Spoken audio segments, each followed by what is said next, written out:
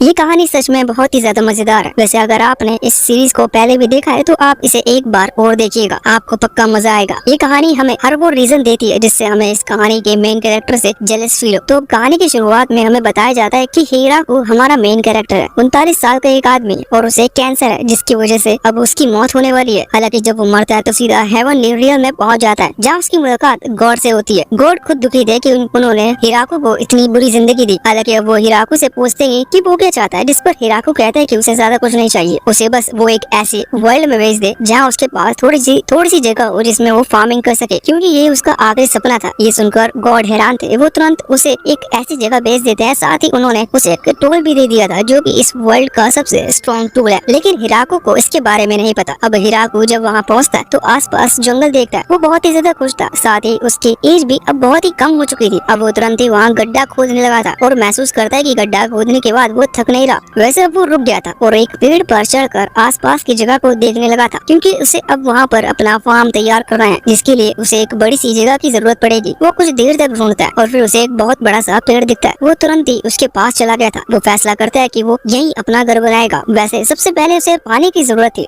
दूर दूर तक पानी का कोई निशान नहीं है, इसलिए वो वहीं गड्ढा खोदने लगा था। उसका जो मैजिक टूल है वो एक शॉवल में बदल जाता है, जिससे वो बहुत ही जल्दी एक बड़ा सा गड्ढा खोद लेता है। उसे पानी भी मिल चुका था। अब वो वापस से ऊपर आता है। उसे आसपास की जगह को बढ़ाना था, लेकिन वहाँ पर पेड़ काटना शुरू कर देता है। वो सोच रहा था कि उसे पता है कि पेड़ किस तरह से काटने हैं। वो पूरी कोशिश करने वाला था, लेकिन जब वो अपने मैजिक टूल को हल्की से पेड़ पर टच करता है तो वो पेड़ अपने आप ही कट जाता है। हीराकू खुश था कि अब उसे ज्यादा मेहनत करने की जरूरत नहीं पड़ेगी और वो सब कुछ जल्दी जल्दी कर लेगा। हालांकि इसके बाद अब वो और पेड़ काटते हुए वहाँ उनके वुडन प्लैंक से एक टेबल बना रहा था, लेकिन टेबल बनाते वक्त लगभग शाम हो चुकी थी। उसे याद आता है कि उसे आग का तो इंतजाम किया ही नहीं, इसलिए वो तुरंत कुछ सूखी पत्तियां जलाने लगता है। लेकिन अब तक शाम हो चुकी थी, जिस वजह से वहाँ रोशनी नहीं थी और इसी कारण से आग नहीं जल पाती। रात होने की वजह से अब उसे जगह चाहिए थी जहाँ वो रुक सके, इसलिए वो उस बड़े से पेड़ में एक होल कर देता है। यहाँ वो लकड़ियाँ से ग्लास वगैरह बना रहा था और सोच रहा था कि उसने गड़बड़ कर दी। उसे काम सोच समझकर करना होगा, वरना इस तरह से तो वो भूखा ही मर जाएगा। अब अगले दिन वो अपनी गलतियाँ सुधारता है और सबसे पहले आग जलाने की कोशिश करता है, जिसमें वो कामयाब हो चुका था। इसके बाद वो आसपास के पेड़ काटने लगा था, जिससे कि वो अपनी जगह को और ज्यादा बड़ा कर सके। वैसे उसे याद आता है कि उसे यहाँ एक फार्म तैयार करना होगा जिससे उसके पास खाने की कमी ना हो। वो तुरंत अपने मैजिक टूल की मदद से वहाँ एक खेत तैयार करता है। हालांकि खेत अभी पूरा तैयार नहीं हुआ था कि तभी शाम हो चुकी थी। वो सोचता है कि सब्जियों के बीजों के लिए वो अगले दिन जाएगा, इसलिए वो वापस से अपने उसी होल के अंदर जाकर सो जाता है। लेकिन अगले दिन जब वो जगता है तो वो देखता है कि वहाँ अपने आप ही पौधे उग रहे हैं।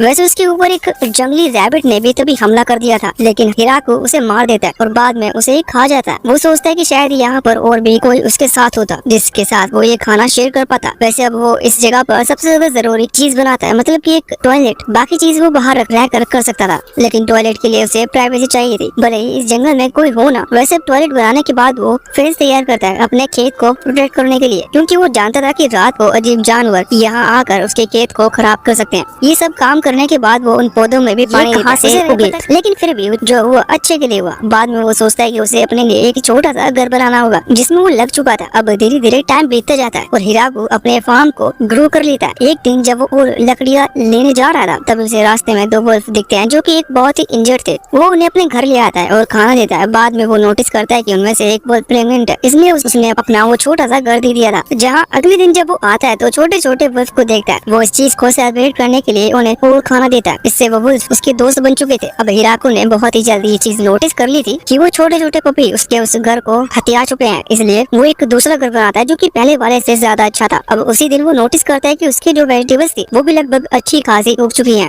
और जो टोमेटो थे वो भी खाने के लिए तैयार हैं। वो उन्हें उन डॉग्स को देता है और यहाँ उन दोनों बड़े बड़े डॉग्स का नाम यूकी और कुरू रखता है। हीराकू ने कई तरह के वेजिटेबल्स उगाई थी और अब तक वो ये चीज समझ चुका था कि वो अपने मैजिक टूल का इस्तेमाल करते वक्त जिस वेजिटेबल के बारे में सोचेगा वही वेजिटेबल उग जाएगी। वो सोचता है कि गॉड ने सच में उसे बहुत ही ज्यादा अच्छी पावर दी है और गॉड को याद रखने के लिए वो गॉड की 2 स्टैचू वहाँ एक जगह पर बनाकर रखता है। वैसे अब वो रोज रोज वेजिटेबल खाकर थक चुका था, जैसा कि हम थक गए, इसलिए वो पिज्जा बर्गर के तो पेड़ नहीं लगा सकता, पर वो फ्रूट्स के पेड़ लगाना शुरू करता है। वो फेंस के बाहर आकर पेड़ लगाता है कि भले ही उन्हें उगाने में बहुत टाइम लगेगा, लेकिन बाद में जाकर ये काम आएंगे। अब हिकारू और ज्यादा पानी की जरूरत थी, क्योंकि उसने जो गड्ढा खोदा था उससे बहुत ज्यादा अमाउंट में पानी वो एक साथ नहीं ले सकता। लेकिन थोड़ी सी रिसर्च करने के बाद उसे एक नदी मिल जाती है, लेकिन वो उसकी जगह से बहुत ही ज्यादा दूर थी, इसलिए वो उस प्लान को ड्रॉप कर देता है और अपने फार्म पर फोकस करने का फैसला करता है। हीराकू ने अपने फार्म में लगभग हर एक वेजिटेबल को उगा लिया था, लेकिन वो ये बात जानता था कि वो बहुत ही जल्द सर्दी आने वाली है और यहाँ तो बर्फ भी गिरती है, तो ये उसके लिए बहुत खतरनाक होगा क्योंकि उसके पास दूसरे कपड़े या फिर ओढ़ने की कोई चीज नहीं है। वैसे तो वो जंगली जानवरों की खाल को यूज करने की भी सोच रहा था, लेकिन वो बहुत ही जल्दी बदबू छोड़ने लगती है। अब तभी वहाँ पर एक जाइंट स्पाइडर डीमन आता है, लेकिन ये खतरनाक नहीं था क्योंकि ये आते ही हिराको को एक रुमाल बनाकर देता है। हिराको ये देखकर कुछ बाद में ही दोनों डील कर लेते हैं। स्पाइडर ज़ैप्टन हिराको को हर चीज जो वो मांगता है वो बनाकर देता है। अब धीरे धीरे हिराको का घर सच में एक घर लगने लगा था क्योंकि उसके पास बेड, कंबल और हर वो चीज थी जो कि ठंड में उसके पास होनी चाहिए। वैसे अब सर्दियाँ आती हैं और सर्दियों में हिराको बिल्कुल भी बाहर नहीं निकल सकता क्योंकि बाहर हमेशा बर्फ गिरती रहती है। वो घर में अकेला रहता है, इस वजह से वो अकेला फील करने लगा था। वो सोचता है कि शायद वो इसी तरह से मर जाएगा और उसे कोई नहीं मिलेगा। अब ये सोचते सोचते धीरे धीरे सर्दियाँ भी बीत जाती है। वो बाहर आता है और देखता है कि जो वो के चिल्ड्रन है, यानी कि वो छोटे छोटे पपी अब वो बड़े हो चुकी हैं। वैसे इन सभी के सर पर हॉर्न उग चुके हैं। वो चीज हिराको को समझ में नहीं आती मगर वो इग्नोर करता है क्योंकि इस वर्ल्ड में कुछ भी हो सकता है। अब वो सारे पपी यहाँ से जा रहे थे, हिराको उन्हें जाने देता है, लेकिन कुछ दिनों बाद में वो अपने पार्टनर्स को लेकर वहाँ वापस लौटते। उनमें से एक तो अपने पार्टनर को किसी से लड़कर लेकर आया था। हिराको ये देखकर हैरान था। तभी उसकी नजर ज़ैप्टन पर जाती है जहाँ पर बहुत सारे बेबी स्पाइडर थे। हिराको सोचता है कि अब यही उसकी फैमिली है और धीरे धीरे उसकी फैमिली बड़ी होती जा रही है, इसलिए उसे और मेहनत करनी होगी जिससे वो सभी के लिए खाना उगा पाए। वैसे एक दिन अचानक से वहाँ ज़ैप्टन बेल रिंग करना शुरू कर देता है। इसका मतलब उसकी एरिया में कोई और है। हिराको तुरंत ही उस जगह पर भागता है और एक लड़की को देखता है जो कि बिना प्लॉट आर्मर के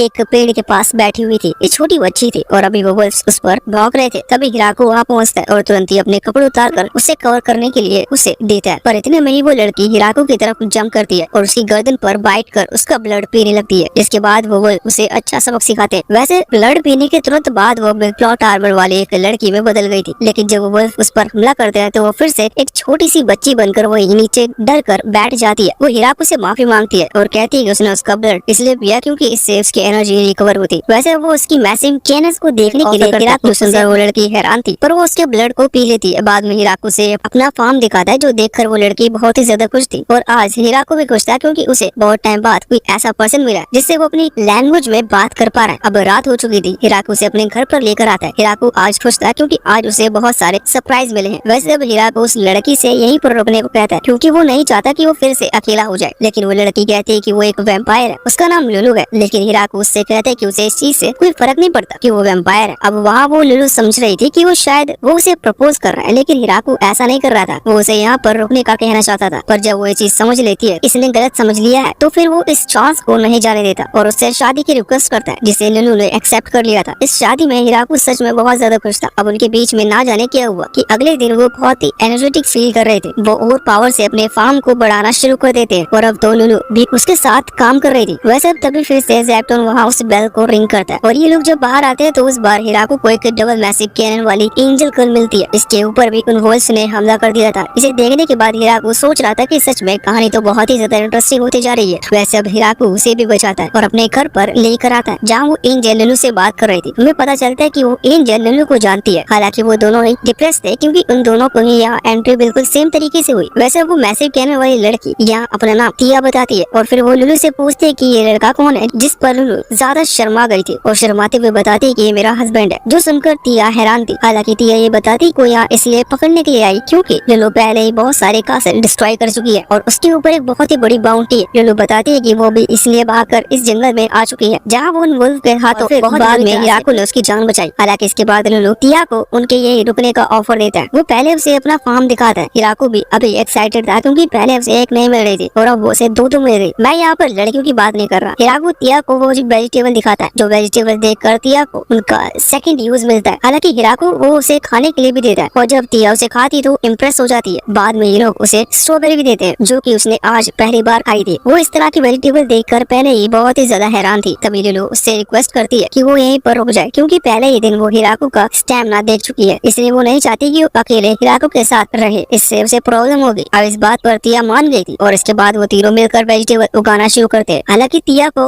और ज्यादा स्ट्रॉबेरी खाई थी, इसलिए वो हिराको से कहती है कि हम फार्म को बड़ा कर सकते हैं, लेकिन हिराको जानता था कि वो अकेला इतना सब नहीं कर पाएगा, इसलिए वो कहता है कि अभी हम ऐसा नहीं करेंगे। तभी वो नोटिस करता है कि उनकी फैमिली में अब और ज्यादा छोटे छोटे बेबीज जॉय हो चुके हैं। हिराको सोचता है कि उसे एक और जगह बनानी होगी जो कि इससे भी ज्यादा बड़ी हो। हिराको ऐसा ही करता है, लेकिन बाद में वो ये चीज देखता है कि जो स्पाइडर बेबीज थे वो अपने वेब पैराशूट क्रिएट कर रहे हैं और उनके थ्रू वो उड़ते जा रहे हैं। असल में वो इस वर्ल्ड को देखना चाहती है। हिराको से कहती है कि उसे भी जाना होगा, लेकिन वो बहुत जल्द लौट कर आएगी। अब वो यहाँ से चली गई थी और जब वो लौट कर आती है तो वो अपने साथ बहुत सारी हाई लेवल एल्फ्स को लेकर आई थी। ये सभी एल्फ गर्ल्स हिराको के साथ ही रहना चाहती है। हिराको सोचता है कि अब उसके पास बहुत सारी कैनस बॉल्स हो चुकी हैं, लेकिन वो तिया से पूछता है कि आखिर ये सभी एल्फ गर्ल ही क्यों, इनमें से कोई लड़का क्यों नहीं है, क्योंकि वो तिया के इरादे समझ रहा था। लेकिन तिया बताती है कि असल में एक वॉर के चलते एल्फ्स की पूरी आबादी खत्म हो चुकी है, सिर्फ यही गर्ल्स ही बची है और इनके पास भी एक मेल भी नहीं है। इसलिए फैसला करते हैं कि ये फिर उनसे अपनी आबादी रिपॉपुलेट करेंगे और इस चीज में उन्हें हिराको की मदद की जरूरत है। अब हिराको उन्हें अपने इस छोटे से घर में रख लेता है और घर सच में छोटा घर, इसलिए वो हिराको से परमिशन मांगते है कि क्या वो खुद की स्किल से एक दूसरा घर तैयार कर सकती है। हिराको उन्हें परमिशन दे देता है। बाद में वो घर बनाना शुरू करती है और जब वो पूरी तरह से घर बनाते हैं तो वो यहाँ हिराको की उस झोपड़ी से भी लाख गुना ज्यादा अच्छा था, जिस वजह से हिराको डिप्रेस हो चुका था। पर बाद में जब वो उनके घर के अंदर आकर उस जगह को देखता है तो वो बहुत इम्प्रेस होता है और सोचता है कि अच्छा ये झोपड़ी के अंदर उन सभी गर्ल्स के साथ, मतलब इन सभी गर्ल्स को एक साथ वहाँ कैसे रख सकता है। वैसे वो एल्फ गर्ल के पास ज्यादा कुछ करने को नहीं था, इसलिए वो अपने स्किल का ही इस्तेमाल करने लगती है। वैसे तो उनके पास बहुत सा टैलेंट है, लेकिन अभी वो सिर्फ कुछ मेटल आइटम्स बना रही थी, जैसे कि बर्तन वगैरह। हिराको ये देखकर हैरान था कि उन्हें ये काम भी आता है। वो बताता है कि वो 200 साल से ये सब करती आ रही है, जो सुनकर हिराको हैरान था। पर वेल्स बताते हैं कि उनका मेन मकसद तो उनकी पॉपुलेशन को फिर से रिपॉपुलेट करने का है। अब हिराको इतना बड़ा बेवकूफ है कि उनका इशारा भी नहीं समझ पाता और उन्हें ऑल द बेस्ट कहकर वहाँ से चला जाता है। वैसे जब वो बाहर फार्मिंग कर रहा था तो वो तब एक एल्फ उसके पास आती है और उससे कहती है कि क्या वो इन वीड्स का इस्तेमाल कर ब्रेड बना सकती है। हिराको ये सुनकर हैरान था, लेकिन वो हाँ कर देता है। बाद में वो एल्फ मिलकर ब्रेड तैयार करती है जो सभी लोग खाते हैं और सभी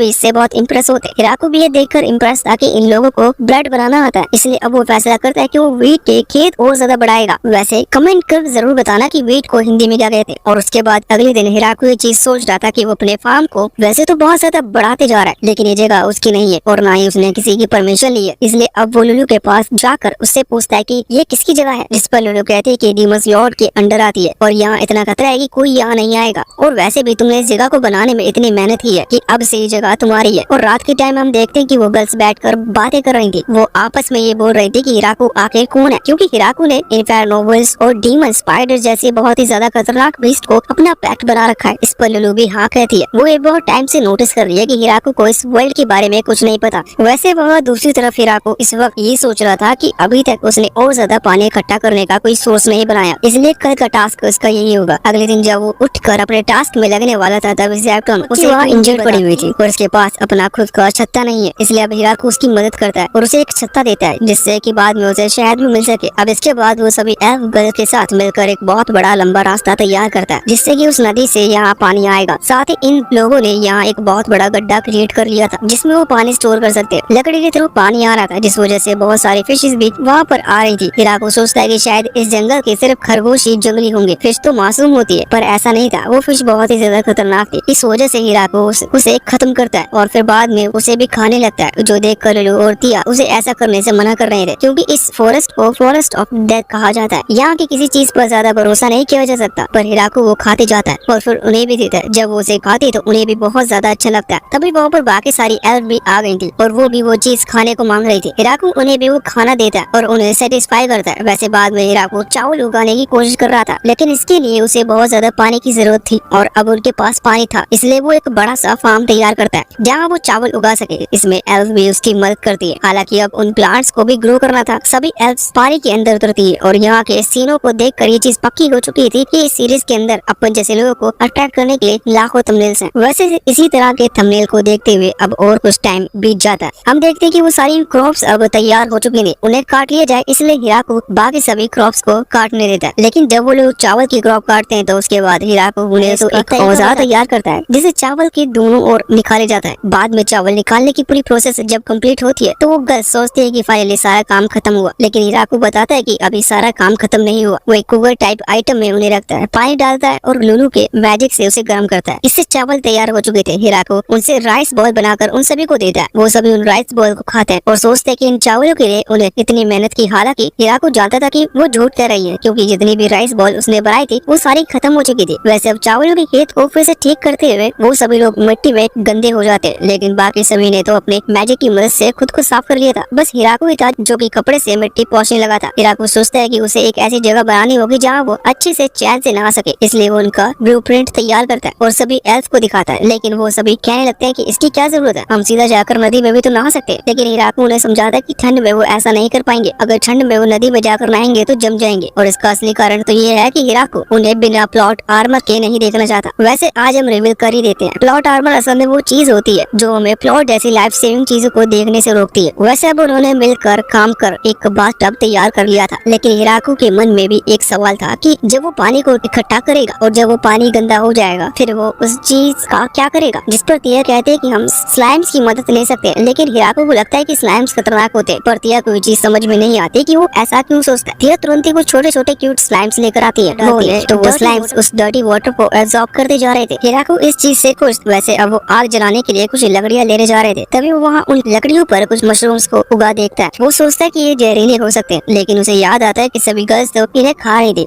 इसलिए वो फैसला करता है कि वो अलग से लकड़ियां लगाएगा जिससे कि वो मशरूम्स की फार्मिंग कर पाए। वैसे कुछ टाइम की मेहनत के बाद वो नहाने की जगह को पूरी तरह से तैयार हो चुकी थी, लेकिन सभी गर्ल्स को पता नहीं था कि इसका इस्तेमाल कैसे करते, इसलिए हिराको अपने कपड़े उतारता है, अंदर जाता है और उन्हें बताता है कि यहाँ पर कैसे नहाया जाता है, जो देखकर वो गर्ल्स खुश थी और वो तुरंत ही अपने प्लॉट आर्मर को हटाते हुए वहाँ जमकर नहाने लगती है। इस वजह से हिराको को अपने दोनों हाथ से किसी चीज को छुपाना पड़ रहा था। वैसे अब कुछ दिनों बाद कुछ वो इस जंगल में जाते हैं और वहाँ से और एल्फ गर्ल्स को लेकर आते हैं। हिराको उनसे मिलकर थोड़ा सा हैरान था, क्योंकि उसे लगा था कि सिर्फ इतनी एल्फ बची हुई है। हालांकि वो एल्फ भी यहाँ पर रुकने का डिमांड करती है, जिस पर हिराको हाँ कर देता है, क्योंकि मोर गर्ल्स मोर प्लॉट डेवलपमेंट। वैसे वहाँ कुरु मतलब कि वहाँ वुल्फ अभी हिराको को देखते हुए अपनी पूरी स्टोरी को याद कर रहा था। हमें भी उसकी स्टोरी बताई जाती है। कुरु असल में वो इन्फेर्नो वुल्फ है जो इतना ताकतवर था कि वो अपनी जिंदगी में एक भी फाइट नहीं आ रहा था, लेकिन फिर भी उसकी मुलाकात एक दिन यूकी से हुई। यूकी मतलब उसकी वो वाइफ वुल्फ जिससे वो पहली बार हारा। बाद में हम देखते हैं कि यूकी का पेट बड़ा हो चुका है, मतलब कुछ हुआ है, और इस बात से कुरु फैसला करता है कि वो यूकी को प्रोटेक्ट करेगा। लेकिन उसी दौरान उसकी मुलाकात एक बहुत पावरफुल बीस्ट से होती है जो कि उन्हें हरा देता है। हालांकि उन्हें खत्म नहीं करता, पर लगभग वो खत्म ही थे क्योंकि वो बच नहीं सकते। पर तभी उन्हें हिराको मिलता है। हिराको तो बिल्कुल नॉर्मल लड़का था, लेकिन उसके हाथ में जो वेपन था उसके अंदर से कुरु का एक बहुत इसलिए वो हिराको के साथ जाते हैं। हिराको उन्हें खाना देता है, जिसके बाद उन्होंने हिराको के साथ रुकने का फैसला किया था। कुरु अभी सारी चीजें याद करते हुए सोचता है कि उनके मास्टर को अभी तक यही नहीं पता कि वो असल में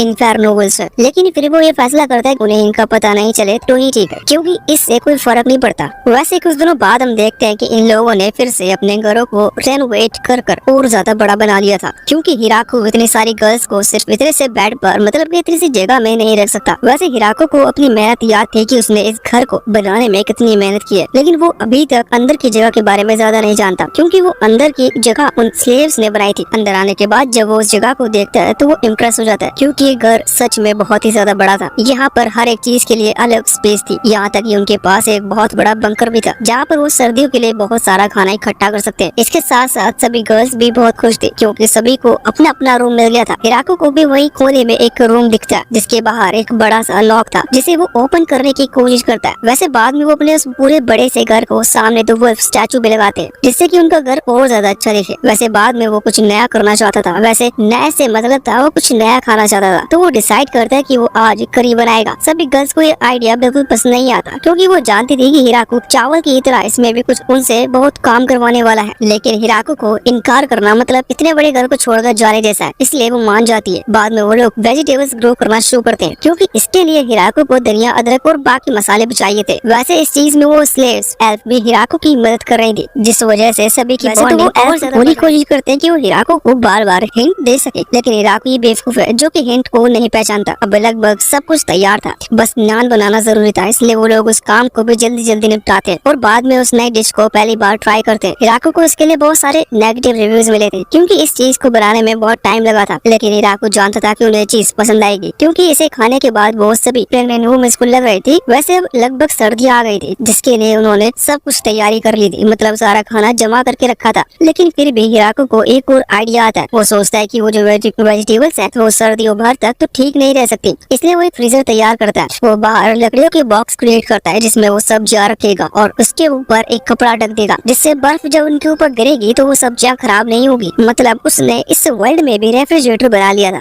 साथ ही वो देखता है कि ज़ेब्टोन मतलब कि वो स्पाइडर अब हाइबरनेट के लिए जाने वाला है, मतलब वो सर्दियों में सोएगा, इसलिए हिराको उसे खाना देता है और उससे बहुत सारे ब्लैंकेट्स वगैरह ले लेता है। वैसे अब सब तैयारी हो चुकी थी, लेकिन फिर भी हिराको सोच रहा था कि काश उसे मैजिक यूज करना आता। रात के टाइम लुलु उसे मैजिक यूज करने के बारे में बता रही थी। साथ ही वो बताते कि वो अपनी पावर से बहुत सारे ग्लूम्स भी समन कर सकती है। ग्लूम से काम आसान हो जाता है, इसलिए हिराको सोच रहा था कि लुलु सच में बहुत अमेजिंग है। तभी लुलु हिराको से कहते हैं कि उसके प्लॉट्स तिया से ज्यादा बड़े हैं, जो सुनकर हिराको कहता है कि देखो तुम सभी में अलग अलग खासियत है और तुम एक दूसरे से बेहतर हो, इसलिए तुम किसी भी चीज को लेकर कंपटीशन नहीं करो। लेकिन इस पर लुलु कहती है कि नहीं, सबसे अमेजिंग की मैप की वजह से वो लोग इतने फ्रीली यहाँ पर रह पा रहे हैं। वैसे इसके बाद अब सर्दियाँ आ चुकी थी और ये लोग अब घर में बंद हो चुके हैं। हिराको को एंजॉयमेंट के लिए कुछ चाहिए था। नहीं वो नहीं, बल्कि वो लड़कियों की मदद से कुछ खिलौने की आइटम्स बनाता है। वो अलग अलग गेम्स क्रिएट कर रहा था और सभी को सिखा रहा था। अब यहाँ पर हम पहले लुलु और तिया को एक गेम खेलता देखते हैं। यहाँ लुलु हार रही थी, इसलिए वो चीटिंग करने लगती है, लेकिन तिया उससे कहती है कि वो बिल्कुल बच्चों की तरह बिहेव कर रही है। अब हिराको बाकियों को देखता है, वो सभी गेम्स एंजॉय कर रहे थे। तभी उसकी नजर तो वल्स पर, जो देखकर हिराको हैरान था। वैसे उसे चीज क्यूट लगती है, लेकिन उनके अंदर का इंटेंस और यानी कि सीरियसनेस भी महसूस कर पा रहा था। वैसे अब तभी लुलु वहाँ पर आती है और हिराको को अपने साथ गेम्स के लिए ले जाती है। नहीं, वो वाले गेम्स की बात नहीं कर रही, ये वो वाले गेम्स की बात कर रही है जो करंटली ये लोग खेल रहे थे। और वो सोचते हैं कि अब हिराको ने ही इन गेम्स को बनाया है तो इन्हें आराम से जीत ही जाएगा। लेकिन बाकी सभी गर्ल्स मिलकर हिराको और लुलु को दोनों को ही हरा देती है, जिस वजह से वो दोनों ही डिप्रेस में चले जाते हैं। वैसे बाद में वो चेक करते हैं कि उन्होंने जो रेफ्रिजरेटर क्रिएट किया है वो बहुत अच्छी तरह से काम कर रहा है। अब इसी तरह से सर्दियां लगभग बीत गई थी, पर वो लोग भी उन गेम्स को खेलकर बोर हो चुके थे। इसलिए हिराको कुछ एक्टिव गेम्स क्रिएट करता है जिन्हें खेलते हुए वो अपनी सर्दियां काटते हैं। हालांकि जब सर्दियों का आखिरी दिन था तभी वहाँ ज़ैप्टन बेल रिंग करता है। इसका मतलब यहाँ कोई और आ रहा है। जब भी वहाँ पहुँचते हैं तो देखते हैं कि वहाँ एक बहुत बड़ा ड्रैगन इन्हीं की तरफ आ रहा है। लेकिन तिया बताती है कि वो ड्रैगन नहीं है, वो एक वाइबन है। अब वाइबन मतलब क्या होता है, इस चीज के बारे में हमें जानने की जरूरत नहीं, क्योंकि इसका स्क्रीन टाइम वो बस सीन से भी कम है। वैसे अभी तो इसे आधे देख ये थोड़े से घबरा गए थे, इसलिए आगे बढ़ते हैं। तभी वो वाइबन यहाँ उस जायंट ट्री पर हमला करता है, लेकिन ये लोग मैजिक की मदद से उस ट्री को बचा लेते हैं। बाद में सभी वो फिर से उसे रोकने की कोशिश कर रहे थे, लेकिन किसी का मैजिक वाइबन को रोक पाए। पर तभी हिराको अपने हाथ को नीचे करता है और एक स्पीयर समन करता है, और फिर उसे जैसे ही वो उसे उस वाइबन की तरफ फेंकता है तो एक ही अटैक में वो वाइबन मारा जाता है और वो वहाँ जंगल में गिरता है। जब ये लोग वहाँ पहुँचते हैं तो हिराको कह रहा था क्या इसे किसी ने हम पर हमला करने के लिए भेजा था, लेकिन बाकी गर्ल्स कहते हैं कि नहीं, ये बीस्ट बहुत भड़कीले होते, शायद ये खुद ही यहाँ पर उन पर हमला करने के लिए आया होगा। वैसे जब उन्होंने इतना बड़ा बीस्ट खत्म किया तो उसके बाद वो क्या ही करेंगे, सिंपल सी बात है, वो उसे पका कर खाएंगे। और यहाँ पर वो गर्ल्स हिराको को बता रही थी कि इस बीस्ट को खाना यहाँ पर बहुत ही ज्यादा बड़ी बात माना जाता है, क्योंकि बीस्ट किसी से नहीं हारता, ये बहुत ही ज्यादा ताकतवर है। और इस चीज का पता हमें तब चलता है जब अगले सीन में हम डीमन कॉन्टिनेंट के अंदर आते, वहाँ पर हम कुछ हाई पोजीशन के लोगों को देखते जो बैठकर बातें कर रहे थे, क्योंकि उन्हें न्यूज मिली थी कि एक वाइबन जब जंगल में गया था तो मारा गया। लेकिन ये बहुत बड़ी शॉकिंग बात थी, क्योंकि इनकी पूरी डीमन आर्मी लग जाती है सिर्फ एक वाइबन को खत्म करने के लिए। लेकिन उस फाइट में भी वो वाइबन एक ही अटैक में मारा जा चुका था। ये लोग ये सोचकर परेशान थे कि आखिर वहाँ पर ऐसा कौन सी पावर जिसने उसे खत्म किया। तभी दूसरी तरफ हम वही शायद उन्हीं के एक आदमी को देखते, इनका नाम गुची है, और ये सोच रहा था कि अगर किंग ऑफ ड्रैगन को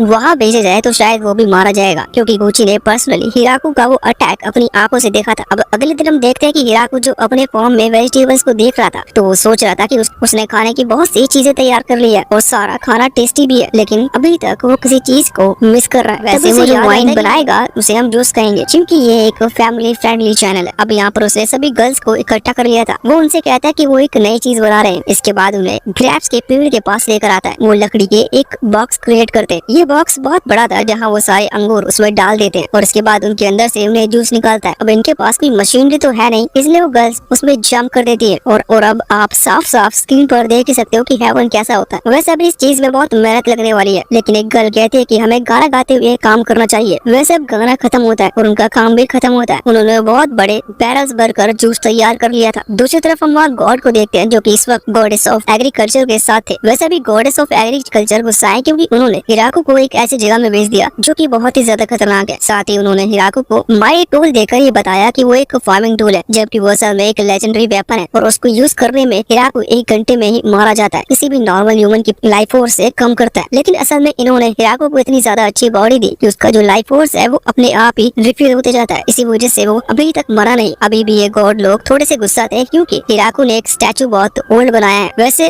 अब यहाँ हिराको जब अपने धंधे में लगा हुआ था तभी अचानक से उसे बेल रिंग की आवाज आती है। इससे उसे वही सेम फीलिंग आती है और वो सोचता है कि शायद उसके पास अब और कैनन्स आने वाली है। लेकिन जब वो वहाँ पहुँचता है तो वहाँ पर सच में एक लड़की तो थी पर इसके पास कैनन्स नहीं थे। हमें पता चलता है कि असल में लुलु की छोटी बहन है और यहाँ इसलिए आई है क्योंकि इसने तब लुलु को एक डरावनी एंजल से डर कर भागते हुए देखा था। अब वो कहती है कि अभी तुमने क्या कहा। वैसे अब इसके बाद लुलु की बहन को पता चलता है कि असल में हिराको ही लुलु का हस्बैंड है और हिराको ने उन इन्फर्नो वर्ल्ड्स और उस डेमन स्पाइडर को अपना पेट बना रखा है। जो सुनने और समझने के बाद लुलु की बहन बहुत ही ज्यादा हैरान थी। हालांकि हिराको भी थोड़ा सा हैरान था क्योंकि उसे नहीं पता कि ये इन्फर्नो वुल्फ होता क्या है। लेकिन फिर कुरू खुद अपना इंट्रोडक्शन देता है। वो इस तरह से बताता है कि हिराकू प्राउड करे कि उसके पास दुनिया का सबसे अच्छा पेट है। वैसे इसके बाद अब हिराकू लुलू की बहन को बहुत सी चीजें खाने को देता है। वैसे उस लड़की का नाम फ्लोरा है। फ्लोरा उन चीजों को खाकर हैरान थी क्योंकि आज तक उसने ऐसी चीजें नहीं खाई थी। खासकर उसे वो व्हाइट थिक सॉफ्ट चीज ज्यादा पसंद आई थी। हिराकू बताता है कि यह टोफू है, लेकिन फ्लोरा इसके बारे में नहीं जानती थी। हिराकू बताता है कि दुनिया में बहुत सारे माइक्रो ऑर्गेनिज्म भी होते हैं जिससे कि एक ही टाइम को अलग अलग तरह से पेश किया जा सकता है। इसी तरह से उसने इस टोफू को बनाया। अब फ्लोरा इंटरेस्टेड थी और सारी चीजें जानने के लिए, इसलिए वो ये रुकना चाहती थी। वैसे अभी उसे जाना होगा क्योंकि उसे कुछ और लोगों को लाना है। वो जाती है और एक बहुत बड़ी मेड आर्मी वहाँ पर लेकर आती है। हिराकू इतनी सारी मेड्स को देखकर हैरान था। वो मेड्स अभी हिराकू से कह रही थी कि हिराकू जैसा चाहे उन्हें यूज कर सकता है। पर वहाँ दूसरी तरफ तिया इस बात से उदास हो चुकी थी क्योंकि वो याद करती है कि सभी लोग यहाँ की पॉपुलेशन इंक्रीज करने में हेल्प कर रहे हैं, लेकिन अभी तक उसकी तरफ से कोई यहाँ पर नहीं आया, इसलिए वो उड़कर चली जाती है। वैसे उन एल्व्स को लेकर आई थी, लेकिन वो उसकी रेस यानी कि उसकी प्रजाति की नहीं है, इसलिए वो जाती है और 3 और एंजल्स को लेकर आती है। साथ ही वो कुछ लिजर्ड मैन्स को भी लेकर आई थी। साथ ही वो लिजर्ड मैन्स कहीं से मुर्गियों को भी पकड़ कर लेकर आई थी। यहाँ की पॉपुलेशन बहुत ही ज्यादा बढ़ गई है, लेकिन वो इस चीज को लेकर खुश था। अभी वो लिजर्ड मैन 10th में बहुत ही ज्यादा अच्छे थे, इसलिए वो सारा लेबर जाने यहाँ उठा रखने का काम वही करते हैं। साथ ही उनके लीडर के हाथ पर एक स्कॉर्पियो भी था, जिससे पता चल सके कि इसका लीडर कौन है। दूसरी तरफ वहाँ मेड परेशान थी क्योंकि उनके पास कुछ करने को नहीं था। हिराकू देखता है कि उन्हें खाना बनाना नहीं आता, इसलिए अब हिराकू उनकी मदद करता है। हमें बाद में पता चलता है कि ये जो मेड्स हैं ये असल में क्लैन को बिलोंग करते हैं, इसी वजह से उनके सर पर भी एक हॉर्न है। बाद में हिराकू खड़े होकर सोच रहा था कि उसका लैंड बहुत ही ज्यादा ग्रो कर चुका है और वहाँ की पॉपुलेशन भी बहुत ज्यादा हो चुकी है। और अब पॉपुलेशन के बारे में जैसे ही उसने सोचा तभी पॉपुलेशन की भूखी एक एल्फ वहाँ पर आती है। कमाल की बात तो ये है कि वो एल्फ जंगल से बहुत सारी एल्फ्स को लेकर आई थी और ये सच में गिनती में बहुत सारी थी। हालांकि हिराकू का सवाल अभी तक बदला नहीं था, वही पिछली बार वाला सवाल। वो फिर से पूछता है कि आखिर इन लोगों के साथ कोई भी आदमी क्यों नहीं है, जिस पर वो एल्फ कहती है कि इनके साथ वो आदमी थे लेकिन वो जंगल में ही मारे गए। अब समझ में नहीं आ रहा था कि आदमियों को कोई क्यों मार रहा है और ये बचकर कैसे आ सकती है और खासकर ये इस तरह के जंगल में क्यों आ रही है। वैसे तभी वो एल्फ कहती है कि हिराकू को इस चीज की चिंता नहीं करनी चाहिए क्योंकि उन्होंने सोच लिया था कि वो उनके मेंस की पॉपुलेशन कैसे बढ़ाएगी। हालांकि हिराकू इस पर उन्हें ऑल द बेस्ट कहता है, पर मनी मन वो सोच रहा था कि उसे ये क्वेश्चन करना ही नहीं चाहिए था। वैसे अब हिराकू उन सभी को एक जगह पर इन्वाइट करता है और सभी से कहता है कि हमारा विलेज बहुत ही ज्यादा होता जा रहा है, इसलिए हमें इसके लिए एक नाम चाहिए। वो लोग आइडिया देते हैं कि हमें इसका नाम किसी जंगल पर रखना चाहिए, लेकिन जंगल का नाम फॉरेस्ट ऑफ डेथ है और भूतिया गाँव लगेगा। इसी वजह से ये लोग वो नाम नहीं रखते। पर फिर बाद में जब ये बाहर निकलते हैं तो इन्हें वो जायंट ट्री दिखता है, इसलिए हिराकू इस विलेज का नाम द ग्रेट ट्री विलेज रखता है। वैसे इस नाम की खुशी में वो लोग रात को पार्टी करते हैं। जब हिराकू अकेले बैठा हुआ था तभी तिया उसे अपने पास बुलाती है और पूछते है कि तुम अकेले क्यों बैठे हो। हिराकू कहता है कि वो समझ नहीं पा रहा क्योंकि उसे ये सब सिर्फ एक सपना लग रहा है, पर तिया कहती है कि ये सपना नहीं है, अब हम पूरी जिंदगी इसी तरह से रहेंगे। वैसे अब कुछ दिन बीत जाते हैं और गर्मियाँ आ जाती हैं। सभी लोग हंसी खुशी रह रहे थे और वहाँ की पॉपुलेशन भी शायद और बढ़ गई थी, पर अब अचानक से वहीं पर बेजल आता है। बेजल असल में डीमन लॉर्ड की तरफ से आया था। वो 3 एंजल्स जिन्हें तिया लेकर आई थी वो उसे बाहर से यहाँ अंदर लेकर आती है।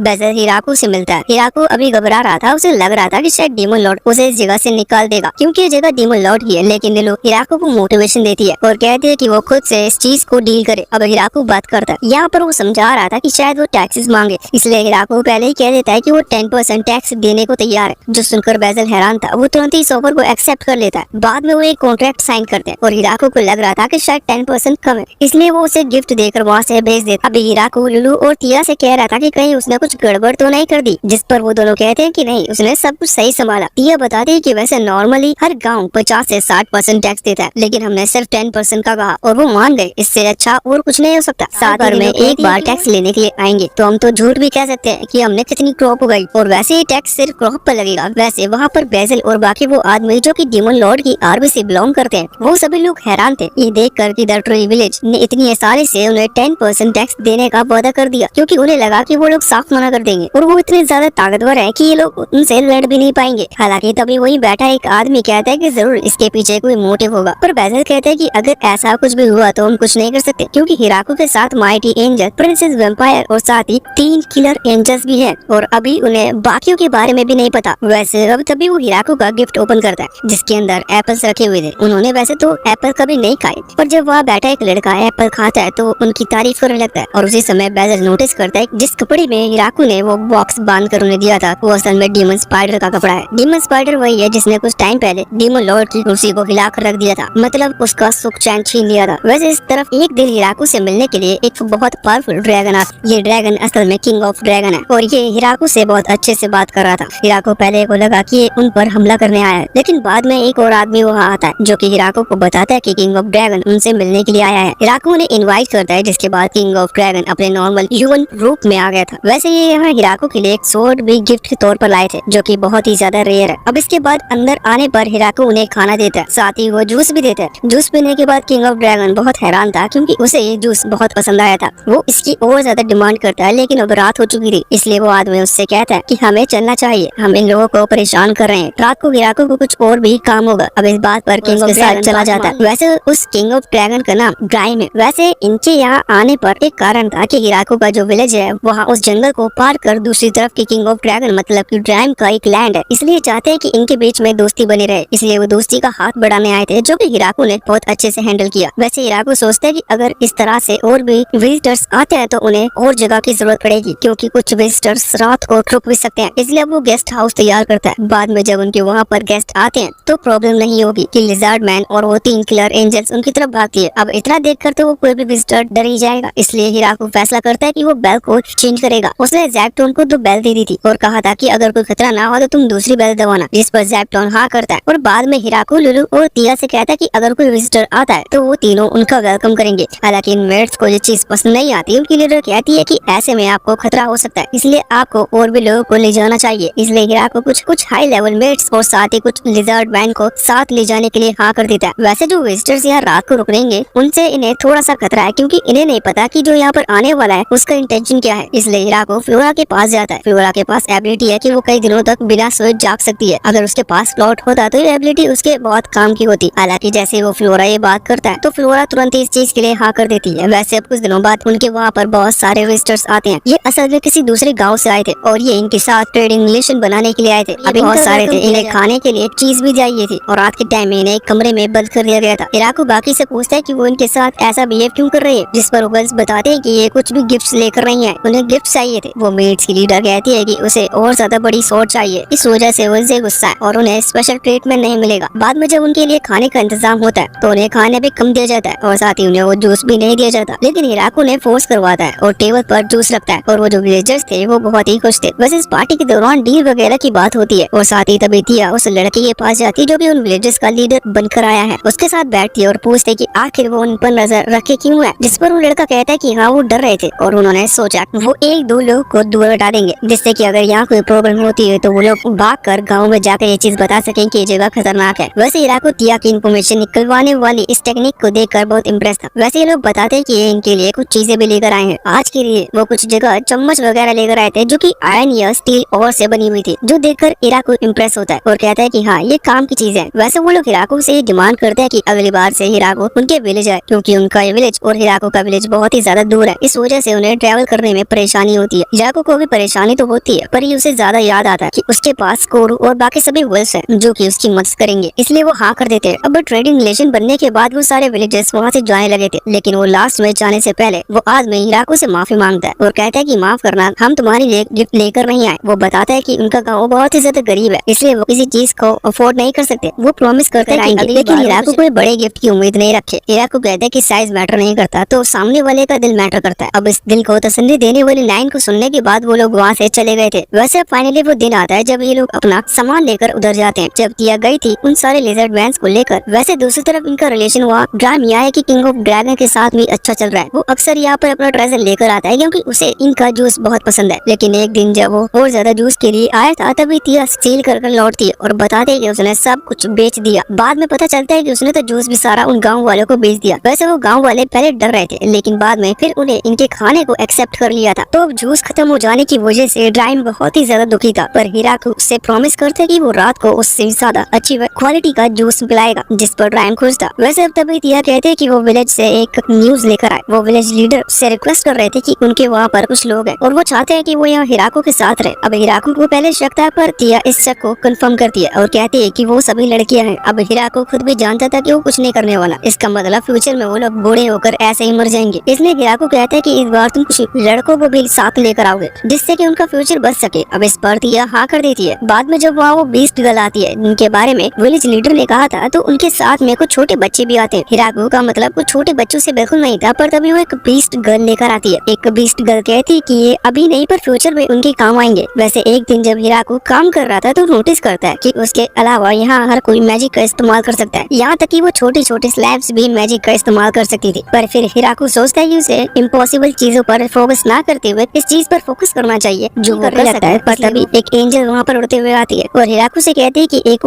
वाइल्ड वैनम और एक जंगली भालू आपस में लड़ रहे हैं। वो खतरनाक बीस्ट है जिस वजह से ये तीनों किलर एंजल्स मिलकर भी उन्हें नहीं रोक पा रहे। हिराको तुरंत ही उसे वहाँ से लेके जाने को कहता है, जिसके बाद वो एंजल उसे पकड़कर उड़ाकर वहाँ से ले जाने लगती है। उस जगह पर पहुँचने के बाद हिराको कहता है कि मुझे थोड़ा और करीब लेके चलो। जब वो वहाँ पर आते हैं तो हिराको अपने स्पीयर से उन दोनों को ही एक ही अटैक में खत्म कर देता है, जो देखकर तीनों किलर एंजल्स बहुत ही ज्यादा हैरान थी। वैसे कुछ दिनों बाद इनकी विलेज में कुछ ड्रॉप आते जो कि किसी काम से आए होंगे, मगर वो बताते कि उन्होंने हिराको की वाइन की बहुत ही तारीफ सुनी है। साथ ही वो हिराको से कहते हैं कि वो हिराको की तरह वो वाइन तो नहीं बना पाते, पर उन्होंने खुद का एक तरीका ढूंढा है। वो यहाँ पर अपनी लाइव वाइन, सॉरी मैं वाइन कह रहा हूँ, हमें जूस कहना चाहिए, मैं वो वाइन ही लाए थे। वो हिराको को वाइन पिलाते। हिराको जब उसे पीता है तो उसे पता चलता है कि ये तो सच में बहुत ही ज्यादा अच्छी है। वैसे अब इस चीज को लेकर वो लोग पार्टी करते हैं। पार्टी खासकर इस बात से भी थी कि वो नई बीस्ट गर्ल यहाँ विलेज में एंटर की है, तो उन्हें पार्टी देना जरूरी है। पार्टी के दौरान उन ड्रॉफ का लीडर अभी बाकी गर्ल्स की तरफ देख रहा था। तभी हिराको उसे पूछता है कि क्या उसे कोई पसंद है, तो इस पर वो ड्रॉफ्स का लीडर कहता है कि वैसे तो ये सारी ब्यूटीफुल है, लेकिन उसे इस तरह की लड़कियां पसंद नहीं। वो बताता है कि उसे मस्कुलर और दाढ़ी वाली लड़कियां पसंद है। उसकी बहुत ही अजीब फैंटेसी थी, पर हम कुछ नहीं कर सकते। और ये सुनकर हिराको भी थोड़ा सा अजीब लग रहा था। वैसे एक दिन जब हिराको अपने काम धंधे पर लगा हुआ था, तभी इस ज़ेप्टोन वहाँ बाहर बेल रिंग करता है। हिराको जब बाहर आकर देखता है तो वहाँ एक ड्रैगन उनके विलेज पर हमला कर रहा था। उस पहले वाले ड्रैगन को रोकने लगता है। ये दूसरा वाला ड्रैगन असल में ड्राइम था,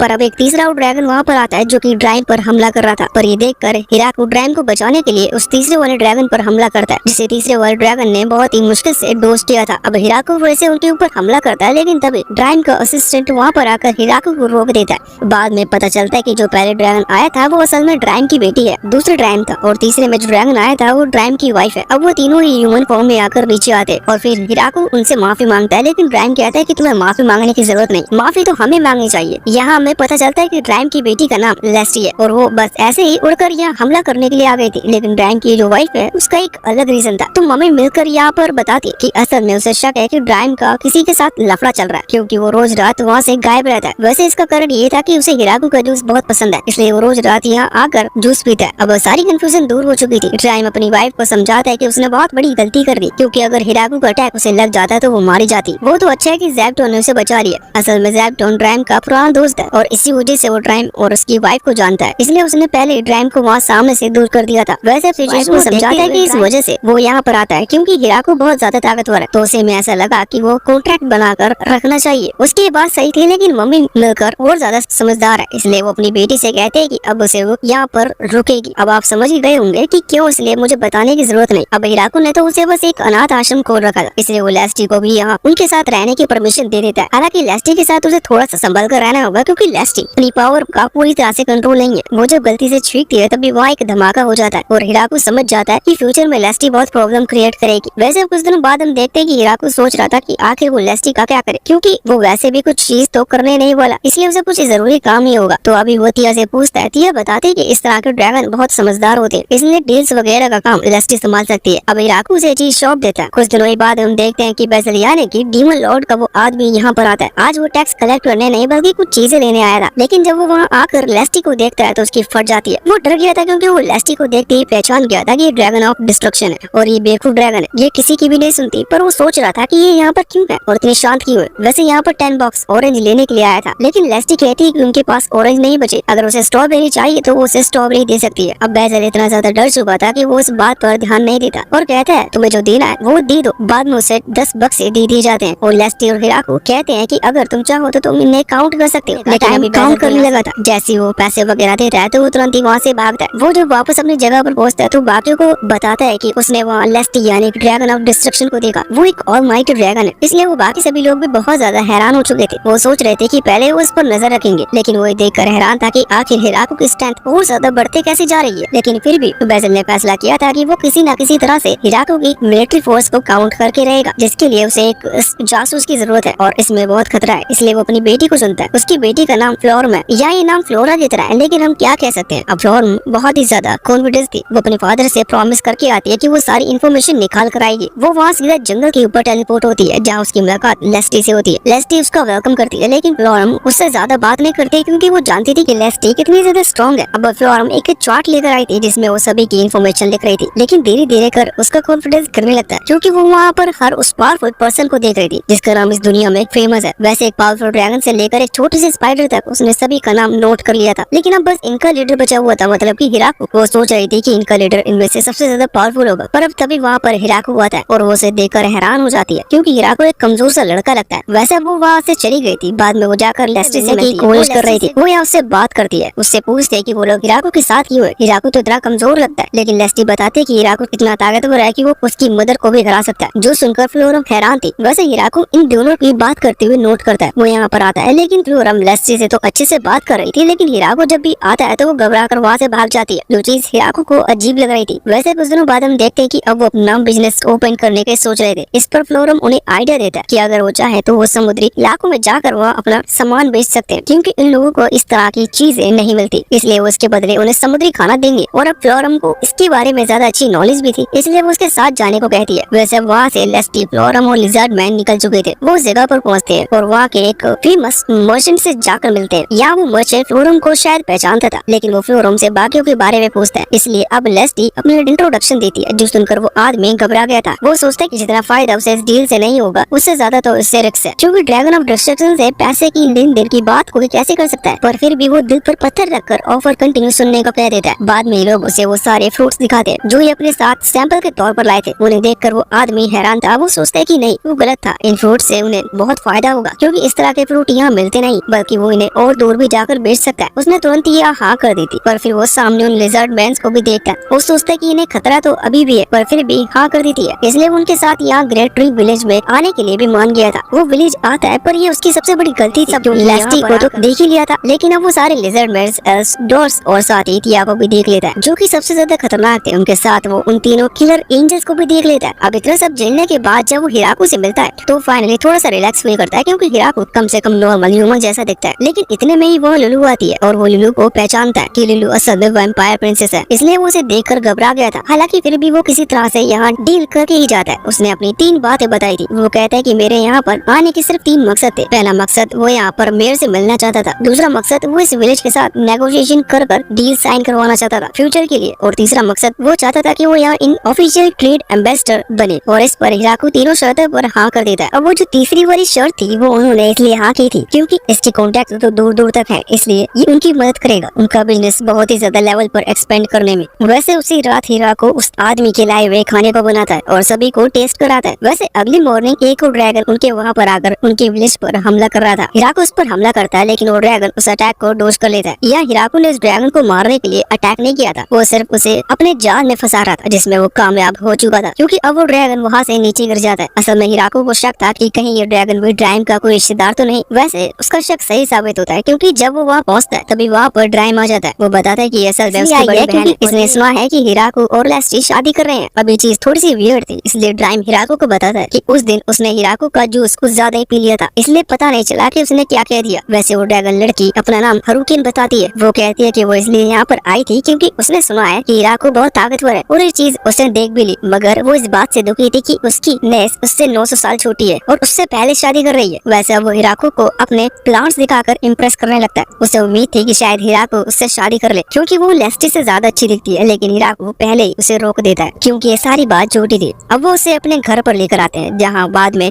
जब वो बोर हो रहे थे तो हिराको उन्हें एक गेम के बारे में बताता है, लेकिन ये गेम भी उन्हें बोरिंग लगता है जब तक इसमें कुछ एक्स्ट्रा रूल्स ना हो। तो हिराको थोड़ा सोचता है और कहता है कि हम प्लॉट रिवाइवल रूल रख सकते हैं, जो हारेगा उसे अपने प्लॉट आर्मर को हटाना होगा। अब गेम चालू होता है। हिराको सोच रहा था कि उसे इस गेम की पूरी नॉलेज है और वो इस गेम में एक लेजेंडरी प्लेयर है, क्योंकि इस पूरी दुनिया में ये गेम किसी को नहीं आता, इसलिए वही जीतेगा। लेकिन ऐसा नहीं था। हम देखते कि अभी उसके पास सिर्फ उसकी अंडरवेयर बची हुई थी। या अभी जितने भी गेम हमने खेले उस गेम में में हिराको को आ रहा था। इसका रियल रीजन ये है कि वो लोग मैजिक का इस्तेमाल कर रहे हैं, लेकिन हिराको इतना ज्यादा बेवकूफ है कि वो ये चीज समझ नहीं पाता। अब आखिरी चीज अंडर जाता है, जिसके बाद वो उससे उसकी आखिरी चीज भी छीनने लगते हैं। हिराको मैन ऑफ वर्ड्स है, मतलब उसने कहे हुए शब्दों से नहीं मुकरता, इसलिए उनका ये ड्रीम पूरा करता है। वैसे वहाँ दूसरी तरफ बेसल बाकियों को बता रहा था कि ग्रेट ड्रैगन हारुकिन भी अब हिराको के विलेज में ज्वाइन हो चुकी है, लेकिन अब इस तरह की खबर उनके लिए नॉर्मल हो चुकी थी, इसलिए वो उतने ज्यादा हैरान नहीं लग रहे थे। इस तरफ हारुकिन अभी बाकी सभी को कुछ लेसन सिखा रहे थे। हमें पता है कि वो ड्रैगन्स हजारों साल जीते, उसे इस वर्ल्ड के बारे में बहुत नॉलेज है और वो बहुत आलसी है, इसलिए वो कुछ हेल्प तो नहीं कर सकती, इसलिए उसने सोचा कि मैं इन्हें पढ़ाई दूं। वैसे तभी वह उनके विलेज में बाहर 3 हॉट गर्ल्स आती है, जिनके पास बहुत सारा ट्रेजर था। वो हिराको से मिलने के लिए आई थी। वो कहते कि उन्हें हिराको से प्रोटेक्शन चाहिए। वो उसके लिए चीज लाई थी। वो बताते कि वो गुफा में रहती है, लेकिन वहाँ पर कोरू के कुछ ग्रैंड चिल्ड्रंस ने हमला कर दिया, जिस वजह से उन्हें वहाँ से भागना पड़ा। इसलिए अभी वो ये पैसा देकर हिराको से कुछ खाना मंगवाना चाहती थी और चाहती है कि हिराको उनके प्रोटेक्शन का वादा करे। हिराको इस चीज पर हाँ कर देता है, लेकिन वो उनसे ऊपर थोड़ा प्लॉट आर्मर पहनने को कहता है, क्योंकि उनका नीचे का तो सब सेट है, लेकिन गॉड ने ऊपर एक रेयर कंडीशन के लिए उन्हें कुछ नहीं दिया। अब हिराको की बात मानकर वो पहली बार प्लॉट आर्मर ट्राई करती है। वैसे इसके बाद हम देखते हैं कि असली डीमन लॉर्ड की 3 बेटियां फैसला करते हैं कि वो हिराको के विलेज पर हमला करेगी और फ्लोरम को वहाँ से छुड़ाएगी, लेकिन बात बेसल आकर या फ्लोरम को बताता है। वो बताता है कि उन लोगों को फ्लोरम की रिपोर्ट पर भरोसा नहीं है, क्योंकि उन्हें नहीं लगता कि कोई विलेज इतना ज्यादा ये बताने आया था कि फ्लोरम को किसी तरह से उन्हें डराना होगा। फ्लोरम सोचते है कि वो ये कैसे करेगी, क्योंकि अगर वो यहाँ सिर्फ लेस्टी और हारुकिन को बेचती है तो वो दोनों ही अकेले उसके किंगडम्स को तबाह कर देंगे, इसलिए उसे वो कुछ सोचना होगा। तभी उसे एक आइडिया आता है। अगले दिन जब 300 सोल्जर्स यहाँ इनके विलेज की तरफ आ रहे थे, उसी दौरान वहाँ पर वो 3 गर्ल्स आती हैं, जिनके पास अब प्लॉट आर्मर है। वो वहाँ उनसे डरा देती है, जिसके बाद ये क्लियर हो चुका था कि वो लोग किसी भी कीमत पर हिराको को नहीं हरा सकते। अब फ्लोरम उन तीनों प्रिंसेस को यहाँ हिराको से मिलवाती है। वो उनकी आइडेंटिटी नहीं बताती, बस उनके नाम बता देती है और कहती है कि अब ये भी हिराको के लिए काम करेंगे। वैसे वो तीनों प्रिंसेस है, लेकिन अब वो इस तरह की लाइफ जीने के लिए भी तैयार थी। वैसे अभी उन्हें कुछ ही टाइम हुआ था और वो यहाँ पर एंजॉय करने लगी थी, क्योंकि यहाँ उन्हें पॉलिटिक्स वगैरह के बारे में ज्यादा चिंता करने की जरूरत नहीं। वो एक फ्री लाइफ जी रही थी। वैसे कुछ ही दिनों बाद यूरी, जो की बड़ी प्रिंसेस है, उसे लौटना पड़ता है, क्योंकि वो अपने फादर मतलब डीमन लॉर्ड से परमिशन लेकर नहीं आई थी। बाद में जब बेरल डीमन लॉर्ड से मिलता है तो डीमन लॉर्ड उससे कहता है कि ना जाने यूरी को क्या हुआ। वो जब से वहाँ से आई है तब से वो हर काम में इंटरेस्ट लेती है और बिजी रहती है, जबकि पहले वो बहुत आलसी थी। ये अच्छी बात है, लेकिन डीमन लॉर्ड को गुस्सा आता है और वो कहता है कि ना जाने उस लड़की ने मेरी बेटी के साथ क्या किया। अब इस तरफ हम देखते हैं कि हिराको की क्रॉप्स और ज्यादा ग्रो कर रही थी और उनके पास खाने की बहुत सारी वैरायटीज भी थी। तभी लेस्टी कहती है कि क्या ये खाना और भी कुछ ड्रैगन्स को दे सकते हैं। हिराको को भी प्रॉब्लम नहीं थी, इसलिए लेस्टी वहाँ से खाना लेकर निकल जाती है। रास्ते में उसे सी मॉन्स्टर मिलता है और उसने उसे खत्म कर दिया था। वो सोचती है कि शायद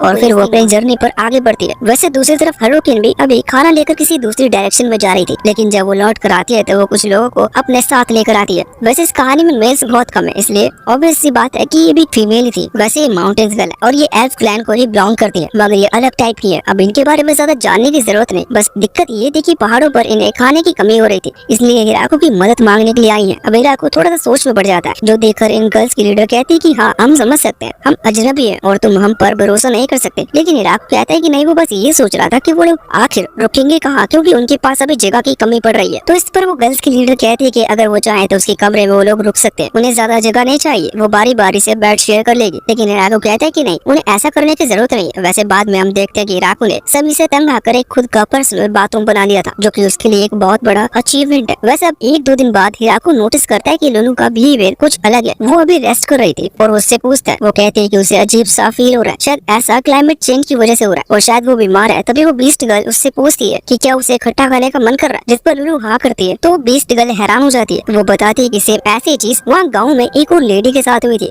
हिराको पूछता है कि फिर उसके साथ क्या हुआ, जिस पर बीस्ट गर्ल बताती है कि फिर उसे बेबी हुआ था। इससे हमें पता चलता है कि डबल बेड पर कुछ तो हुआ था। वैसे हम देखते हैं कि अब वो लोग एंजॉय कर रहे थे, उनकी लाइफ नॉर्मल चल रही थी। तभी हिराको को एक और आइडिया आता है और वो कुछ नया ट्राई करता है। वो बाहर आता है और एक अलग जगह बनाता है जहाँ पर वो फ्लावर्स उगा रहा था। वो ऐसा इसलिए कर रहा था जिससे कि उसकी ये जगह और ज्यादा अच्छी लग सके। साथ ही अब जब वो काम धंधे पर लगा हुआ था तो वो कुछ टॉयज भी क्रिएट करता है जिससे कि वो बच्चे को खिला सके, और साथ ही वो कुछ तलवारें भी बनाता है जिससे सभी गर्ल्स प्रैक्टिस कर सके। वैसे ये प्रैक्टिस वाला पार्ट हिराको भी अभी कुछ शुरुकिन चलाने की कोशिश कर रहा था, लेकिन इसमें वो बिल्कुल भी अच्छा नहीं है। तभी वो डार्क एल्फ आकर उसे एक चीज दिखाती है। साथ ही वो कहने लगती है कि वो जानते हैं कि हिराको बहुत ताकतवर है, क्योंकि उसने हिराको की उस दूसरी स्पेयर के बारे में सुना है, या उसकी वो दूसरी स्पेयर की बात कर रही थी। आप गलत मत समझना, दूसरी स्पेयर से उसका वही मतलब है जिसमें हिराको ने पहले ड्रैगन जैसे दिखने वाले ना जाने किस बीस्ट को मारा था। अब वो हिराको से उसी का इस्तेमाल करने को कहती है। हिराको उसका इस्तेमाल करता है और इससे वो ऑब्जेक्टिव डिस्ट्रॉय हो जाता है। वैसे हम देखते हैं कि हिराको जब नहा रहा था, लेकिन बाद में वो अपने रूम की तरफ जाता है, लेकिन पूरे टाइम उसे यही लग रहा था कि कोई उस पर नजर रख रखा है। बाद में पता चलता है कि उन एल्स गर्ल ने हिराको के रूम में आसपास कुछ हिडन डोर क्रिएट कर लिए, जिससे कि वो जब मर्जी चाहे रात को उसके कमरे में आ सकती है। वैसे बाद में वो उन सभी गर्ल्स को डांटता है और वहाँ से भगा देता है, लेकिन इसके बाद वो सोच रहा था कि सच में वो लकी है। चलो अच्छा है, उसने ये चीज माने कि सच में वो लकी है। वैसे अगले दिन वो बीस्ट गर्ल, वैसे उसका नाम सेना है, वो हिराको के पास आकर बताते हैं कि उसने जो स्टैचू बनाए थे उनके पास एक मिस्टीरियस आदमी बैठा हुआ है। हिराको वहाँ पहुँचता है तो सच में एक मिस्टीरियस आदमी को देखता है, जो कि असल में किसी चर्च से बिलोंग करता है। ये आदमी इंसेक्टर के नाम से जाना जाता है क्योंकि उसकी उम्र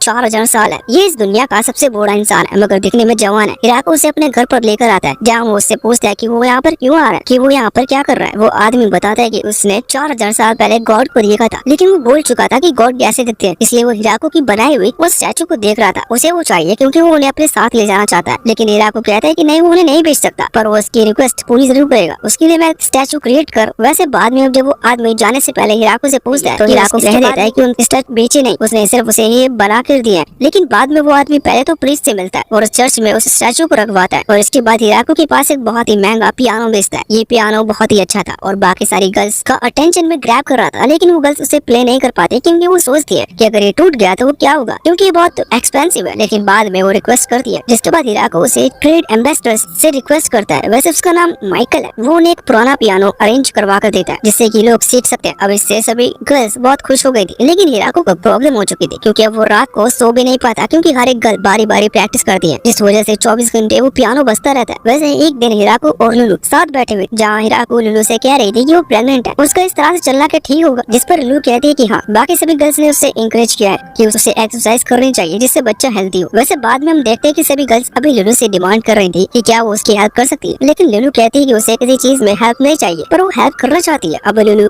बताते कि बहुत टाइम से उसका मन भी जूस पीने का कर रहा है, लेकिन वो पी नहीं पाती क्योंकि अभी उसे जूस पीने के लिए मना किया गया है, क्योंकि असल में वो है तो वाइन ही। पर ये चीज सुनते ही वो सभी गर्ल्स हिराको के पास आती है और उससे कहते हैं कि उन्हें वो वाइन फेंक देनी चाहिए, लेकिन हिराको ने समझाता है कि वाइन का टेस्ट रखे रखे और ज्यादा बढ़ जाता है, इसलिए उसे फेंकने की जरूरत नहीं, वो बस उसे कहीं छुपा देंगे। अब लेकिन इस बात से वो ड्रोफ, जो कि अपने स्मूथी मतलब कि अपनी वाली वाइन खुद से क्रिएट करते थे, वो दुखी हो चुके थे क्योंकि अब उनकी वाइन भी कोई टेस्ट नहीं कर पा रहा था। वो इस बारे में हिराको से बात करते, जहाँ हिराको उन्हें सारी बात बताता है, गुड न्यूज़ है। और साथ ही वो इस बात से खुश थे कि उनकी वाइन लोगों को पसंद है, लेकिन वो बस अभी के लिए उसे अवॉइड कर रहे थे। वैसे बाद में हम देखते हैं कि विलेज में जितने भी लोग थे, सब लोग लुलू के लिए स्पेशली एक एक गिफ्ट लेकर आए थे, जो उसे या तो सभी या फिर फ्यूचर में अपने बच्चों के लिए काम आएंगे। हिराको और लुलू दोनों ही उन गिफ्ट से बहुत खुश थे। अब तभी लुलू को कुछ फील होने लगता है। हिराको समझ जाता है कि अब टाइम आ चुका है, इसलिए वो सभी मेट्स को वहाँ बुलाता है और अब डिलीवरी की प्रोसेस शुरू होती है। हिराको वहाँ पर खड़ा नहीं हो सकता, इसलिए वो वहाँ से चला गया था। हिराको अभी पावरलेस महसूस कर रहा था क्योंकि वो कुछ नहीं कर सकता, वो सिर्फ इस डिलीवरी के पूरे होने का इंतजार ही कर सकता है। लेकिन तभी वो उस जायंट ट्री को देखता है और उसी से बने हुए उस होल के अंदर जाके बैठ जाता है, जहाँ वो यहाँ आने की पहली रात रुका था। यहाँ वो चांद की तरफ देखता है और सोच रहा था कि पहले दिन वो कितना अकेला था, और उसने जो सोचा वो सच हो गया। लेकिन टाइम कितनी जल्दी चला गया, उसे लगभग कुछ भी याद नहीं। वैसे अब तभी उसे बुलाया जाता है और फाइनली वो अपने बच्चे को देखता है।